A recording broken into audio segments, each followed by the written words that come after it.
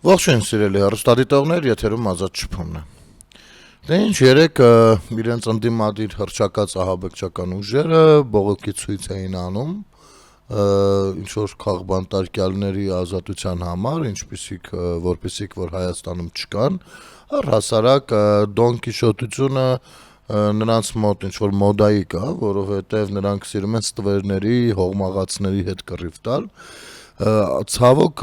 համեմատությունը գուցե այնքան էլ լավը չլինի, որովհետև ես այդ աշխատությունը շատ սիրում եմ, նրա փիլիսոփայությունը, բայց գործողությունների առումով նույնն են, այսպես ասենք, հա։ Պատկերացնում եք մի կազմակերպություն, ով ներկայանում է որպես կուսակցություն, որը հայտնի է տերորիստների գործունեությամբ, տերորի տարբեր դրսևորումներով, տերորի տարբեր կոչերով ու հայտարարություններով եւ այդ ամեն ինչը սրբազնագույն բան համարելով խոսում է իրավունքներից։ Սա աշխարհի ամենաաբսուրդ բանն է, երբ դաշնակցությունը խոսում է իրավունքից։ Այն դաշնակցությունը, ով հոկտեմբերի 27-ը համարում է սրբության սրբոց, այն դաշնակցությունը, ով դրա կրկնությունը նույնպես համարում է սրբության սրբոց, այն դաշնակցությունը կոնկրետ նույն Իշխան Սաղաթելյանը, կոնկրետ նույն այն մյուս ընկերը, որ բանա կալանավորված է եւ ում համար որ փողոց են դուրս եկել, նաեւ ում համար կարդում ենք այն տերորիստական գործողությունները, որոնք որ ծրագրավորվում էին, արդեն չենք զարմանում։ Եթե ինչ-որ բան կապված է տերորի հետ ու դա հանկարծ բացահայտվում է, որ դաշնակների մատը խառն է, մենք չենք զարմանում, որ ընդհակառակը, երբ որ տեսնում ենք տերորի դրսևորում, ասում ենք, այս դաշնակները ուր են, ինչ-որ իրանց մասին խոսք չկա, մեկ էլ միտեղից դուրս է գալիս, նոր հանգստանում ենք, հա, եթե դաշնակներն են, նորմալ է։ Ու այս մարդիկ խոսում են ինչ-որ իրավունքներից։ Սերժ Սարգսյանի խոհակիցները խոսում են իրավունքներից եւ արդարություններից։ Ես աչքովս ընկավ միտեղ եւ մեկնաբանություն թողեցի, չեմ հիշում որ մի բանի տակ, հրապարակման տակ, բայց կապված էր երեկվա թեմաների հետ, ու մի կին գյուտ է արել ինձ համար, ինձ փորձել է ինչ-որ բան հակադարձի, ասում է, իսկ դուք 18 թվականին դագաղներով էիք դուրս եկել փողոց։ Այս խոսույթը շատ եմ հանդիպում եւ ուզում եմ բանավոր անդրադարձ ունենամ, կներեք ժողովուրդ ջան, դա գուցե ձեր նյարդերի հաշվին կամ հեռուստատեսային եթերի հաշվին, բայց պետք է դա լինի բանավոր, որ եթե հանկարծ ինչ որտեղ մեկը նման արտահայտություն անում, կարող եք այս հատվածը կտրել, վերցնել, դնել այնտեղ որպես պատասխան, էլ երկար բարակ չգրեք։ Ուրեմն ինչ են ասում 18 թվականին դուք դագաղներով դուրս չեն եկել, մի դագաղագործ որոշել էր այդ ձևով մասնակցի բանին, հեղափոխությանը եւ մի հատ դագաղ վերցրել էր, մեջը ոչ մեկ պարկած չի եղել ու դա որպես սիմվոլ, հա, օգտագործել էր, չգիտեմ հիմա լավ էր, վատ էր, դա էր։ Իհարկե տհաճ պատկեր է, բայց մի մարդը այդպես էր բանանում։ Այս մարդիկ խրտնել են դրանից։ Ես սերժականներին հիշեցնեմ, որ եթե այս պարագայում մեկը մասնակցել էր այդ սիմվոլիկայով, ապա դուք Սերժ Սարգսյանի իշխանություն գալը եղել է կենթանի դագաղներով, այսինքն դագաղներ, որոնց մեջ եղել են 10 գնդակահարված մարդ, գնդակահարված պետության կողմից։ Եվ փողոց են դուրս եկել այդ դագաղները, հա? Այդ սրա մասին խոսեք եւ արդյոք դրանից 10 տարի անց նորմալ չէր, որ մի հատ սիմվոլիկա դրա մասին լինի։ Դուք իսկապես դատապարտում եք այդ երևույթը, թե չեք դատապարտում այդ երևույթը։ Թե մասնակի դատապարտում եք, մասնակի չեք դատապարտում։ Ինչ որ ցանել եք, դա հնձել եք։ Սերժ Սարգսյանը ո՞նց է եկել իշխանության։ Արյան գնով, ում արյան գնով, քաղաքացիների արյան գնով։ Ինչ արյան մասին է խոսքը, գնդակահարված մարդկանց արյան մասին է խոսքը, ովքեր խաղաղ ցույցեր էին իրականացնում, խաղաղ ցույցեր։ Իհարկե, տեսեք, այս մարտի 1-ի հանրային քննարկումը բավականին հետաքրքիր էր ու երկար մի քանի ժամ տևեց, իհարկե հատվածաբար ձեր աչքով կընկնի, բայց ընդհանուր պատկերին եկեք նայեք, թե ինչ է ստացվում, մի այդ որոշումը մեր խայտառակության մասին է, որը թույլ են տվել Քոչարյանը սերժական այս երևույթները, որոնք որ սպանել են հայկականությունը հենց իր տանը։ Հիմի տարրական բան ասեմ։ Մարտի 1-ը գնդակահարելու հրամաններ տվածները, դուք գիտեք մեղավոր միայն իրենք են, Քոչարյանն ու գլխավոր շահառու Սերժ Սարգսյանն է, ոչ միայն։ Այդ նույն մարդկանց կրկնակի գնդակահարել են այն քննիչները, ովքեր որ հավուր պատշաճի իրենց գործը չեն արել ու հանցավոր պայմանավորվածություն են եկել օրվա իշխանությունների հետ, թքած ունենալով իրենց մասնագիտության վրա։ Եվ դրանով օրինակ ծառայելով նաև երիտասարդ սերնդին, ովքեր հետո պիտի քննիչ դառնային, ովքեր էլ հենց հիմա իրենց գործերն են քննում իմիջայլոց։ Դրանից հետո եռակի գնդակահարման են ենթարկվել, որովհետև դատախազներն են հանցավոր համագործակցության գնացել։ Դրանից հետո քառակի գնդակահարության են գնացել, որովհետև դատավորներն են կոծկել։ Այդ մի այդ վճիռ, երբ որ որոշում է կայացնում, որ մարդու իրավունքը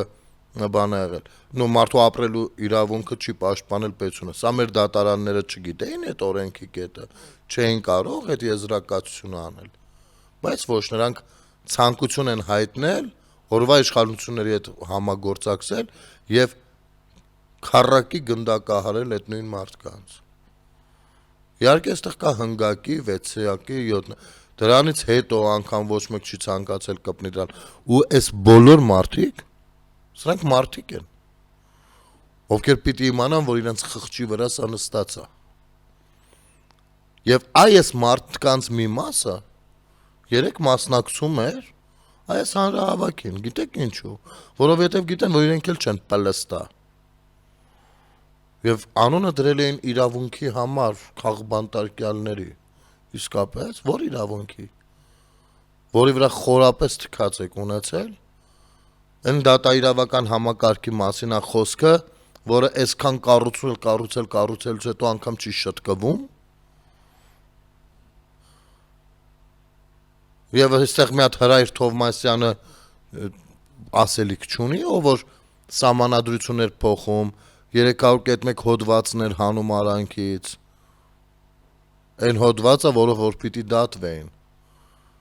Այստեղ ԱԱՑ-ն ասելիք չունի, 0038 հույժ գաղտնի հրամանը, հասկանում եք, սրանք ամեն պրոցեսի մեջ եղել են մարդկանց խմբեր։ Եվ ես կողմնակից չեմ, որ ամբողջը երկու անձի վրա լինի Քոչարյան եւ Սերժ, ոչ,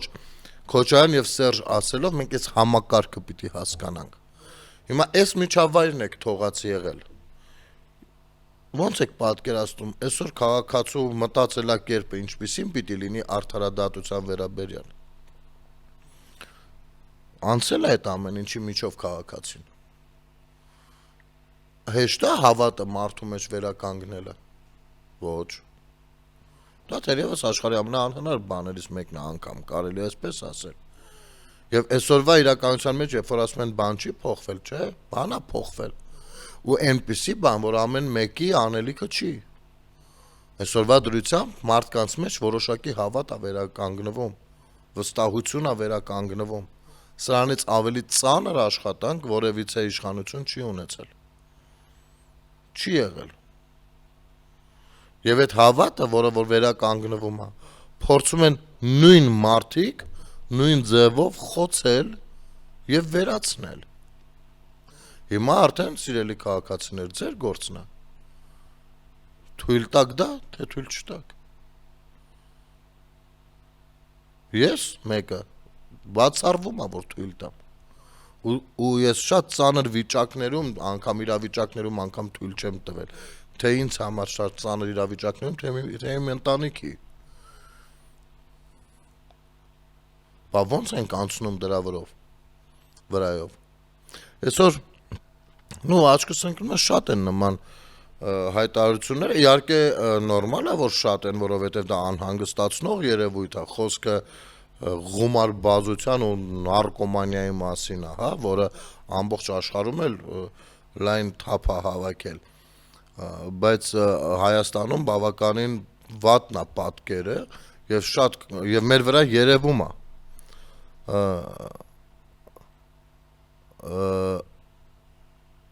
ու կներեք կարևոր նամակ տեսա շեղվեցի, բայց երբ որ փորձում են սա քաղաքականացնել, այսօրվա իշխանությունները տեսեք, այնպիսի իշխանություններ են, որ երկրի 80% ջահելները սրա մեջ են, ոչ։ Այդ որակումները ես թույլ չեմ տանել, որովհետև դրանք կեղծ եւ սուտ որակումներ են։ Ասեմ ինչու։ Ես մի քանի անգամ խոսել եմ ժամանակահատվածների եւ դրանց շարունակական լինելու մասին ու բազմիցս ասել եմ, որ մենք դեռևս մի մասս, մեծ մասս նոր ապրում ենք Սերժ Սարգսյանի ժամանակները, մի հատված դեռևս Քոչարյանի ժամանակներում է, իսկ մեր ավագ սերունդը դեռևս կոմունիզմի, սովետական միության ժամանակներում է, Նիկոլ Փաշինյանի ժամանակները մեր երիտասարդներն են զգալու մի քանի տարի հետո, մենք դեռ չենք ապրում այդ ժամանակները, մենք գործում ենք այդ ժամանակների համար, բայց դրա պտուղները քաղելու ենք այն ժամանակ, երբ որ Նիկոլ Փաշինյանը չի լինելու, ուրիշ ղեկավար է լինելու, բայց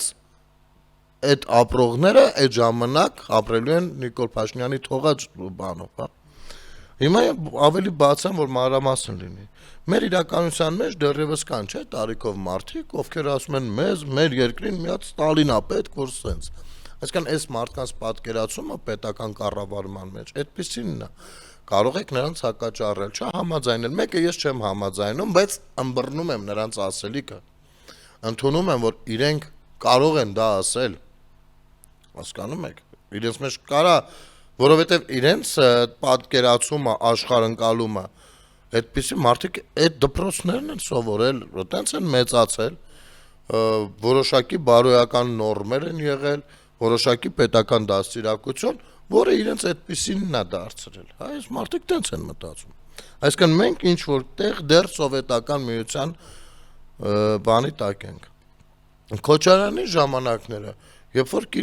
վարձու մարդասպանները սկսեցին ազատորեն գործել Հայաստանի Հանրապետությունում, եւ նրանց մի մասը դեռ գոյություն ունի, եւ այդ մտածելակերպը նույնպես կա։ Յա, էսի ոնց որ լեզվին է տալիս, մեկին փող տվեք, թող գնա խփի։ Կամ պատկերացումը, որ օրինակ ես շատ եմ նամակներ ստացել, բազմիցս հազարավոր, որ գնել ջան չես վախենում, բա որ քեզ վնասեն։ Եվ այս մտածելակերպը դեռ Քոչարյանի ժամանակներից է։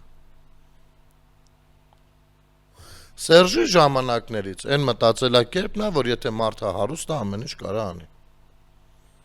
Ամեն ինչ իրան թույլատրել է, դու ով ես խոսած։ Օլիգարխներ եւ այլն այս խոսույթը, որը այսօր փորձում են դարձյալ մտցնել, Հայաստանում այսօր օլիգարխներ չկան, այո։ Օլիգարխը տարբերվում է մեծահարուստից, բիզնեսմենից, տարբերվում է ինչով, որ բիզնեսմենը կառավարման մեջ չի, կամ հնարավորինս մեջը չի, եւ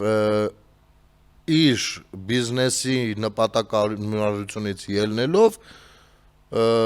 կառավարական որոշումներ չի իրականացնի, այլ որոշումները կլինեն բոլորի համար, որպեսզի կարողանան մարդիկ օգտվել։ Փաշինյանի ժամանակահատվածը դպրոցաշինությունն է, ուսանողական քաղաքի հիմքը դնելն է, մանկապարտեզները, որ երեխաները ունեն իրավունքներ, կանայք ունեն իրավունքներ, այս իրավահավասարության, այս ամեն ինչի մասին է, որը մենք այս 3 փուլով անցածներս չենք վայելելու, չենք հասցնելու։ Դա մեր երիտասարդներն են հասցնելու։ Ինժեներական քաղաք կամ MBA բանը, հա, այս վերջին խոշոր ներդրումը կես միլիարդանոց արհեստական բանականության հետ կապված։ Տեսեք, Փաշինյանը բրիֆինգ էր անում, այսինքն պատասխանում էր լրագրողների հարցերին, մի լրագրողի ասում է, բայց դա վատ բան է, չէ, որ արհեստական բանականություն այո, գուցե վատ բան է, գուցե գիտեք ինչ, լավ բան չի տանկ սարքելը, չէ, լավ բան չի ատոմային զենք սարքելը, չէ, այդ սարքում են, չէ, ունեն, չէ, մարդիկ։ Այսօր եթե հասել է, այսինքն մարդկությունը միտեղ, որտեղ ինքնապաշտպանությունը ապահովելու համար պիտի ժամանակակից տեխնոլոգիաներ կիրառի, եւ դա դեռ մի կողմ դառնա տարածաշրջանի առաջատարը, դա որակել, որ դա վատ բան է, կներեք, սա անմտություն է։ Այո, ես բնական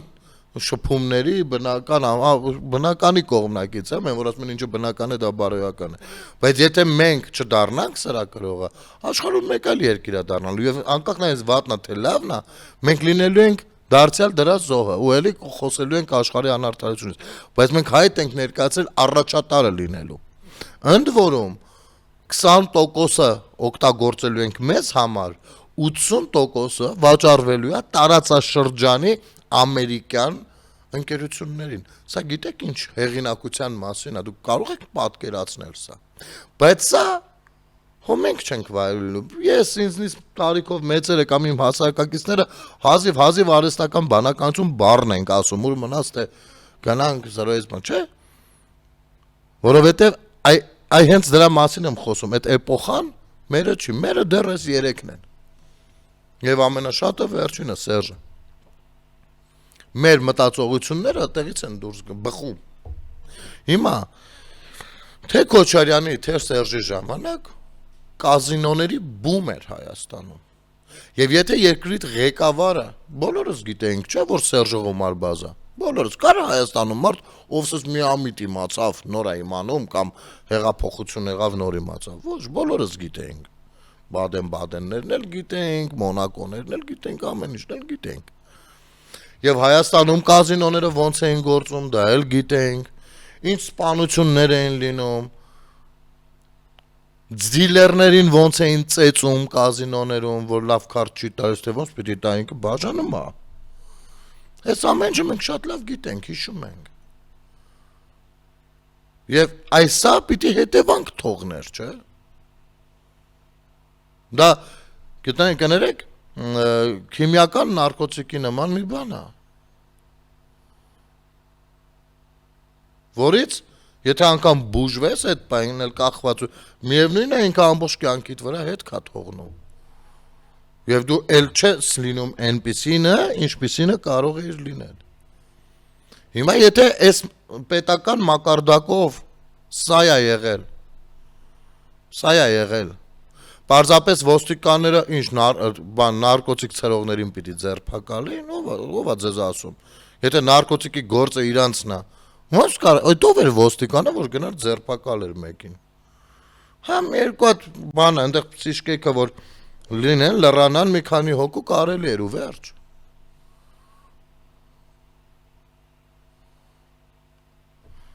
Բա այսօր ինչ ենք ուզում մենք ստանանք, եթե մենք ցանել ենք ծորեն, օրինակ, կարող ենք հավաքել տանձ։ Ոչ ցանել ես ծորեն, հնձում ես ծորեն։ Տնկել ես տանձի ծառ, քաղում ես տանձի ծառ ժամանակի մեջ։ Քեզ այդ մի բան կպատահի, դու չես հասցնի քաղես։ Քո իրավահաջորդը կքաղի։ Քո բնական իրավահաջորդը, որը հանդիսանում է քո ժառանգն ու սերունդը։ Եվ եթե այսօրվա մասին հետևաբար անգամ կրթության վերաբերյալ գուցե լավ, գուցե վատ, գուցե հաջող, գուցե անհաջող, բայց քարոզ է գնում եւ դա ծաղրում են մարդիկ, ապա կարող ենք իմանալ առաջիկայում ինչա պետք է ակնկալել։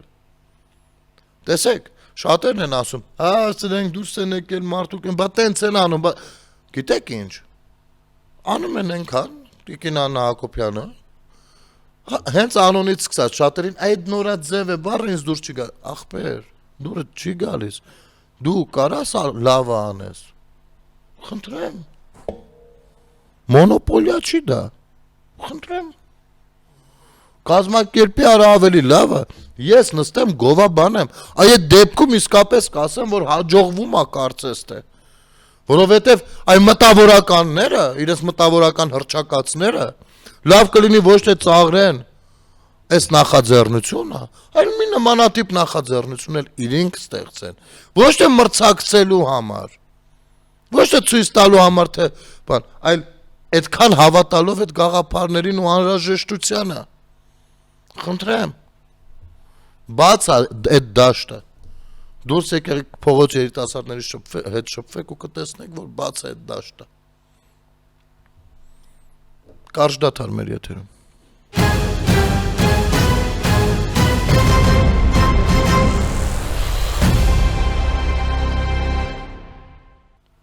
Վերադառնանք սիրելի հեռուստադիտողներ. Հիմա հարց կառաջանա, ինչի ենք հանկարծ այսօր սրա մասին խոսում եւ ինչ կապ ունի հանրահավաքների հետ, ուղիղ, ամենաուղիղ կապը ունի, որովհետեւ Հայաստանի Հանրապետությունում այս անհաջող բաները, որոնք որ փաթաթվել են մեր սերունդի վրա, ասենք, եթե հիվանդ մարդը երեխա է ունեցել ու ժառանգականությամբ փոխանցվել է, դրա մարսողը մենք ենք, մեր երեխաներն են, եւ գիտեք, քաղաքականության մեջ մի հատ տեսեք օրվա խաղացողներն ովքեր են ու դրա ժառանգականությունը նույնպես կընկալեք. խաղացողները Ռոբերտ Քոչարյան, ուղիղ Քոչարյանի որդի Լևոն Քոչարյան, Սերժ Սարգսյան, ուղիղ Սերժ Սարգսյանի փեսա Միշիկ, աղջկա մարդ,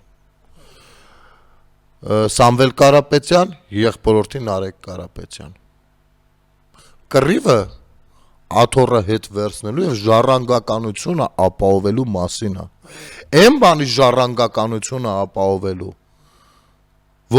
որը մենք նույնպես ունենք մեր ժառանգների տուն, բայց արդեն վատ սովորույթներ։ Այսինքն իրենք պիտի ժառանգականորեն մեզ ու մեր ժառանգներին հեծնած գնան։ Կռիվը սրա մասին է։ Այլապես Հայաստան օրական թե Եվրամիությունից, թե Միացյալ Նահանգներից 1000 տեսակ պաշտոնյաներ են գնում գալիս, ունեն ամեն 1000 տեսակ զեկույցներ, ամենաինստիտուցիոնալ ձևով հայկական տիրույթը համացանցային մոնիթորինգի տակ է, եւ վստահ եղեք, եթե լիներ քաղբանտարկյալ, մի հոգի,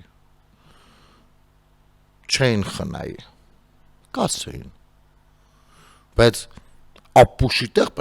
տեղ կարող եք դնել օրինակ Զախարովային, բայց նրանց չեք կարող, որովհետև նրանց արտաքին հետախուզությունը շատ ուժեղն է, եւ իրենք շատ մանավանդ, որ մեծ խաղադրույքներ են սկսում արվել Հայաստանի վրա, ապա նրանց ամեն դետալը մանրակրկիտ ձևով հետաքրքիր է, ու իրենք պիտի ամեն դետալի մեջ խորանան, իրենք չեն կարող որևիցե մի բանի վրա աշկպակել, որովհետև եթե պրավալ եղավ, ձախողում եղավ, դա իրենց ձախողումն է լինում։ Այ աչք կարող էր փակել Ռուսաստանը, ով այնքան էլ չէր հասկանում հայ ժողովրդի մեջ ինչա կատարվում եւ սկսում էր հայ ժողովրդի դեմ արդեն գործողություններ իրականացնել, ընդཐུպ մինչեւ Արցախի էթնիկ զտումը։ Հիմա էլ Զախարովան կանգնել է, խոսում է Եմեն կոչնչացնի ռուս եւ հայ ժողովուրդների միջև դարավոր բարեկամությունը։ Ես խնդրում եմ, եկեք մի հատ տրամաբանենք էլի։ Ես որ աղաչեմ ձեզ ժողովուրդ ջան, բոլորին է խոսքս ուղղում, ռուսամետներին, արևմտամետներին, հայաստանամետներին, իրանամետներին, բոլորամետներին, մոլորակամետներին եւ տիեզերամետներին։ Խնդրում եմ ես, որ խնդրեմ, ինձ ցույց կտակ մեկ դարյա հայ-ռուս ժողովուրդը, երբ որ ասում են դարավոր, դա ենթադրում է մեկ դար եւ ավել, ճիշտ է։ Ցույց կտակ հայ եւ ռուս ժողովուրդների դարավոր բարեկամությունը որտեղ է, որի մասին որ այսքան խոսում են։ Ես այստեղ պետք է մի հատ Զախարովային ամեն դեպքում հակադարձեմ։ Երբ որ դուք նոր ծանոթանում եք հայ ժողովրդի մեջ, հայ ժողովուրդը արդեն դարավոր բարեկամություն ուներ այսօրվա ֆրանսիացիների հետ։ Եվ ես կարող եմ ցույց տալ այդ դարավորը դեռ Կիլիկյան թագավորությունից սկսած 12-13-րդ դարից սկսած։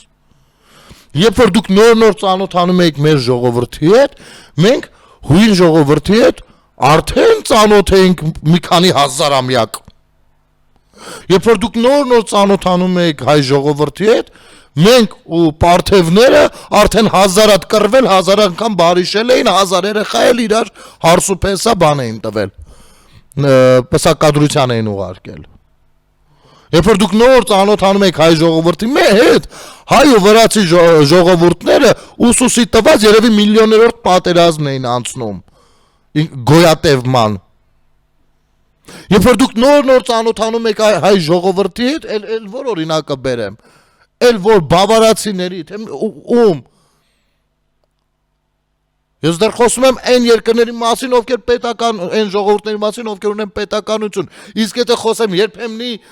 կայսրությունների մասին, ասորիների մասին, մյուսի, դուք առհասարակ գոյություն չէ, դուք ծառերի վրա ֆրֆռալուց եք եղել։ Ամենայն արգանքով դուք նոր պետություն եք։ Դուք որպես պետական միավորիչ գործ ունեք ռուս ժողովրդի հետ հայ ժողովուրդը երբ է ծանոթացել։ 3 դար առաջ գուցե ծանոթացել է, երբ եկածերինան Ղրիմից հայությանը էթնիկ զտման էր ենթարկում եւ բերում բան, նոր Նախճավան, Դոնի Ռոստով։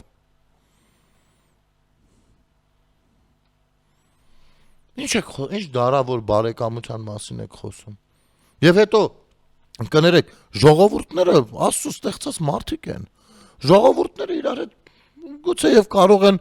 բարեկամաբար ապրել առանց դնելու որ մի րոպե ես հայ ժողովուրդ եմ գնամ ռուս ժողովրդի հետ դարավոր sense բարեկամությունը շարունակ։ Դա այդպես է, սա այս միֆերը ռադարեք։ Այսօր աշխարհն այդպեսին չի։ Այսօրվա դուրսամ միայն Ամստերդամ քաղաքում, որը որ մի մեգապոլիս էլ չի, հա, 177 լեգալ ազգություն է ապրում։ Եվ նրանք իրար մեջ չեն էլ նայում, ով որ ժողովրդի կրողն է։ Հարաբերվում են։ Ու նման ապուշություններ ոչ ոք վաղուց չի խոսում աշխարհում։ Այս է, հենց այստեղ է որ մեզ դնում են դեգրադացված, չգիտեմ ինչի տեղ, բույսի տեղ։ Ինչ եք խոսում։ Ինչ խնդիր կա, ռուս ժողովրդի հետ հայ ժողովուրդը ինչ խնդիր ունի։ Հայ ժողովուրդը ոչ մի ժողովրդի հետ խնդիր չունի։ Հայ ժողովուրդը ունի պատմական հիշողություն որոշակի կայսրությունների ու պետությունների վերաբերմունքի հետ կապված։ Բայց միևնույն է հայ ժողովուրդը այդ ժողովուրդն է, որ բանը Թուրքիայում ապրող հազարավոր հայեր ունի, թե նախկինից մնացած, թե հիմա գնացած, մի վերջին 30 տարիներին։ Ինչ եք դր, ինչից եք խոսում դուք, ինչ եք ուզում հասկացնել, լսածնել, ինչ է, դուք ուր եք եղել։ Չէ, ընդ որում, ես ստիպված եմ այսպես արտահայտվում, եթե կոպիտ է կներեք։ Դուք եք հասցնում, որ այդպես արտահայտվենք։ Մենք չենք կենտրոնացած չենք, ռուս ժողովրդի հետ լավ լինենք, թե վատ։ Կենտրոնացած չենք, մեր համար ապրում ենք, ինչ եք ուզում։ Իսկ այդ ռուս ժողովուրդը ասելիք չուներ իր ղեկավարներին, երբ որ ձեր լռությամբ հայ ժողովուրդը էթնիկ զտման էր ենթարկվում։ Ասելիք չուներ իր ղեկավարներին։ Մեղավորություն չի զգում իր մեջ։ Հենց ռուս ժողովուրդը, թե տեղյակ չի, որովհետև բռնապետություն է։ Տեղյակ չի, որովհետև պրոպագանդա Ռուսաստանի ժողովրդի ուղեղը լվանալով ապրում է։ Որի փորձերն էլ Հայաստանում եք փորձում իրականացնել։ Ցնդել եք, գժվել եք, ինչ եք արել։ Դուք տեղյակ եք աշխարհում որ թիվն է։ Սովետական միություն ու բարգեր եք քարոզում, Լենին, Պապի ու Ստալին եք քարոզում, հենց հիմա 2025 թվականին։ Եվ տեսնել ենք ժամանակի մեջ դուք որտեղ եք։ Շատ լավ տեսնում ենք։ Բայց միևնույն է ռուս ժողովրդին անց ենք դնում, եկեք տեսեք Երևանում ոնց ենք շփվում։ Եկեք տեսեք, շփվել սովորեք։ Ոչ մի հայի հետ Մոսկվայում, Պիցերում, բան, ռուսներն այդպես չեն, ընդհանրական իմաստով եմ ասում, առանձին sense հարաբերությունների մասին չի։ Ռուս ժողովուրդը ոչ մի հայի հետ այդպես չի շփվում։ Ինչի մասին եք խոսում։ Ես տարական օրինակ կարող եմ բերել ձեր ռասիստական դրսևորման։ Դեռ Ռոստովի նման քաղաքում, որտեղ մեծամասնությունը հայեր են, առհասարական տունված համարել, որ դա հայկական քաղաք է։ Ռոստովի նման քաղաքում ես երբ որ Վարշավ տուն եմ ման գալիս, լսում էին, որ ռուս չեմ, սլավոն չեմ, չէին տալիս։ Հեռախոսով տրվում է բնակարան Վարշավ։ Զանգում էի, բա մենք մենակ սլավոններին ենք տալիս, սլավոնական բան։ Սա ինչ է, ու սա գործում է Ռուսաստանում մինչև հիմա երևի։ Ինչ բարեկամության մասին եք դուք խոսում։ Դուք պատկերացնում եք, եթե մի հատ հայ տունը Վարշավ տալուց լինի, մի հատ ռուս զանգենք, ասի կներեք, բանա, մենք ռուսներին Վարշավ չենք տալիս։ Ոնց եք վերաբերվելու։ Դարձնելու եք պատմություն, չէ՞։ Այս նույն ձեռագրով, այս նույն փտած մենտալիտետով ապրում է մեր ընդդիմությունը։ Ցավոք սրտի, խորհրդարանական ընդդիմության մասին է խոսքը։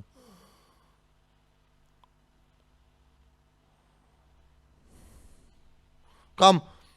Աշկովս ընկավ Նարեկ Կիրակոսյանը հարցեր էր տալիս վարչապետին, ես հասկանում եմ խոսքը ուրա տանում, իսկապես հասկանում եմ խոսքը ուրա տանում, թե բա երբ որ ասում եք հեղափոխությունը կարելի է սենց անել, հարցակվել, չգիտեմ, ռադիոտան վրա մյուս։ Նարեկ ջան, դու իսկապես չես հասկացել խոսքն ինչի մասին է։ Հիմա պտտվի կողքիդ լրագրողներին ասա, որ 18 թվին, երբ որ նոր սկսում էին քայլել մարդիկ Գյումրիից, որևիցե թող ցույց տան հեռուստատեսությամբ որևիցե լուսաբանում, որ եղել է այդ օրերին։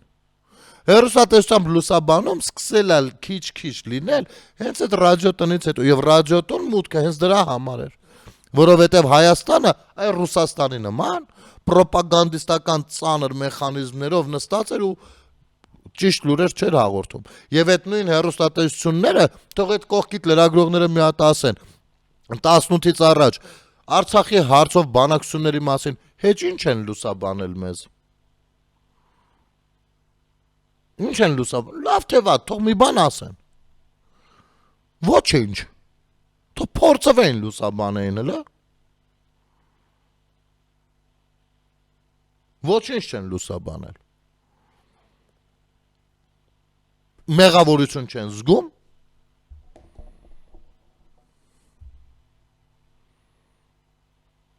Կծկտուր մի երկու հարցազրույց կարող են գտնել, կծկտուր մի երկու բան վիդեո կարող ենք գտնել ընդհանուր թեմաներից։ Բա ինչի էր այդպես։ Երբ որ Արցախը պիտի արդեն բանակցում էին, որ Ադրբեջանի հետ միութենական երկիր դառնա, այս Քոչարյանը ամեն ինչի մեջ միութենականություն է փնտրել։ Ու արցախցիները ադրբեջանական անձնագիր կրեն։ Ինչ լուսաբանում եք արել։ Դա Արցախի հանձնում չի եղել։ Թե ժամանակ մեջներդ հայրենասիրությունը չէր եռում։ Հիմա մեկը կասի դե ես այդ վաղ չեմ եղել։ Հա, գործընկերներ ունեք, հարցրեք։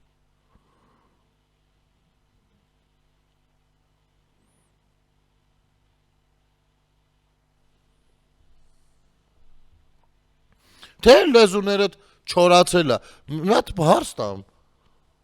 Չեք տեսել, որ Նարեկ Կիրակոսյանը մեղադրում է Հայաստանի Հանրապետությանը Արցախի էթնիկ զտումների գործում։ Հաշտեք այդ մտքի հետ։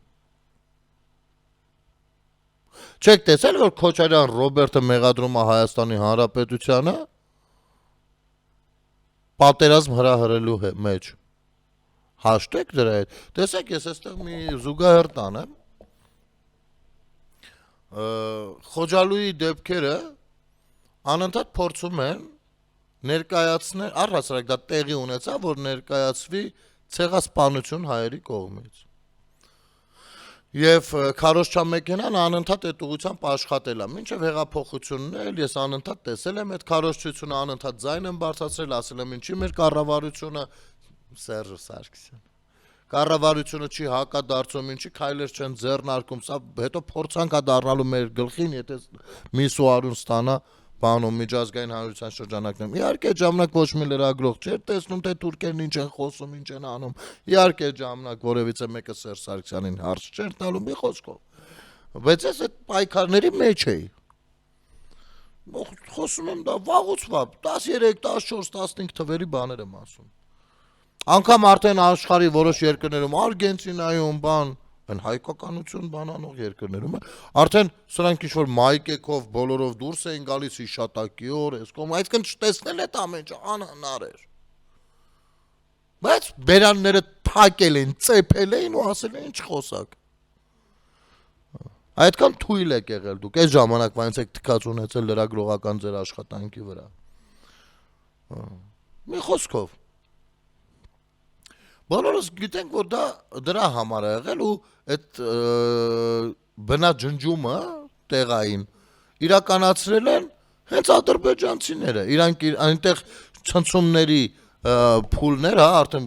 իրար էին ուտում, ղեկավար աթոռակռիվ էր գնում, այսպես ասած, ու դա էլ անհրաժեշտություն էր, որպեսի բանի կան ամենատարբեր ցուցմունքներ ականատեսների, ադրբեջանցի ականատեսների ընդ որում, ասենք նես չի էլի, մենք նստել հիմա տենց բան ենք անում։ Ամեն ինչը կա, դատավարության պրոցեսները կան եւ այլն, Ալիևի խոսույթը կա Հեյդար, որ դա արվել է իշխանափոխություն ունենալու համար, բանի քարոշչա մեքենա աշխատացնելու համար եւ այլն։ Հիմա միջև այսօր եթե մի հատ ադրբեջանցի խոսում է Խոջալույի դեպքերից, ես ասում եմ մի հատ գնա նայի քո քաղաքական հոր Հեյդար Ալիևը, չէ՞, ասենք Իլհամ Ալիևը ուր գնում, հոր արձանն ու նկարներն է տեղադրում, սաղին տանում, հոր նկարի դեմն է մկրտում, որպես ադրբեջանցիներ։ Հիմա նայի քո քաղաքական հոր խոսույթը ինչ ա եղել դրա մասին։ Դնում եմ Հեյդար Ալիևը ինչ ա խոսում Խոջալույի մասին։ Որ ասում է, «Էդի արվել է մեր կողմից, ադրբեջանցիների կողմից»։ Այստեղ մի հատ լալ կվում են, շատ բան չեն կարողանում խոսալ մի խոսքով։ Ինչ էլ ուզեն խոսեն արդեն չի ստացվում, որտեղ ստացվում է, որ պիտի հիմա դուրս գան Իլհամ Ալիևի դեմ բողոքի ցույցերի, չի ստացվում, այդ բլոկում է իրանց։ Հիմա, եթե մեր այս օրինակը խիբերես, հիմա եթե մեր նախագահ երբեմնի կոչեցյալը, թեկուզ եւ զավթելով, ապորինի, չգիտեմ ոնց, ինչ, այսրանք քաղաքական խոսույթը դնենք մի կողմ։ Հայաստանի Հանրապետության երկրորդ նախագահը եւ Լեռնային Արցախի առաջին չէ, այնտեղ էլ երկրորդ նախագահը, հա, բան է անում։ Ասում է, որ Արցախյան 44-օրյա պատերազմը հրահրել է հայկական կողմը։ Դուք հասկանում եք ինքը ոնց է աշխատում դրանով Ալիևի համար։ Ադրբեջանի օգտին։ Դուք պատկերացնում եք, ոնց կարա եթե ես մի օր մի խոսակցության մեջ լինեմ, օրինակ մի ադրբեջանցի բլոգերի հետ, ու ես փորձեմ մեղադրել կամ խոսքը գնա դրան ու ասեմ դուք եք Արցախյան պատերազմը սկսել, ասի գիտես ինչ, գնել ջան։ Ես քո երկրորդ նախագահն է։ Անկախ դրանից ես նրան ընդունում եմ, թե մերժում եմ, բայց նա երկրորդ նախագահը դա։ Հենա։ Դուք եք ասում, որ դուք եք նախաձեռնել։ Իրանք էլ են, չէ՞, մեզ մի միավոր դիտում։ Մենք ո՞նց ենք իրանց մի միավոր դիտում։ Ինչ ենք անում։ Դուք ես դեռ չեմ խոսում, թե Ալիևը հիշում եք բանը միջազգային դատարանի նիստերը, որ ասում էին արցախցիները բանը ճանապարհը Փագասանունդի խնդիր կա, բերել էին ֆոտո Facebook-ում գծած, որտեղ մեկի ծնունդն էր, մեծ սովորական շարքային ընտանիք, ովքեր տորթ էին թխած, բացում եք սոված մեռնում են, հեն այն ինչա տորթը։ Դուք հասկանում եք ինչերն էին անգամ օգտագործում միջազգային դատարանում։ Ձեզ ոնց է թվում երկրորդ նախագահի այդ կարգի sense այսինքն դուք խոստովանում եք, որ երկրորդ նախագահը ոչ մի բան է, դրա համար իր խոսույթը ոչ մի կերպ կիրառելի չի լինելու Հայաստանի դեմ։ Բամյուս կողմից էլ խոսում եք նրա հեղինակությունն է, ես չգիտեմ ինչից։ Բայց ինչ է։ Չենք տեսնում ձեր դատապարտող մոտեցումը։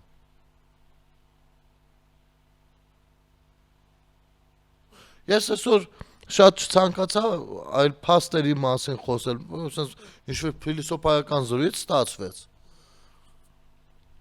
Եվ ցավոք եթերը մոտենում է իր ավարտին, բայց նաև կարող ենք Նարեկին Կարապետյան անդրադառնալ։ Հիմա հարց տանք մի հատ ու թողնենք այս հարցը օդի մեջ։ Կարող ենք իմանալ, տեսեք, աշխովս ընկավ Ինչու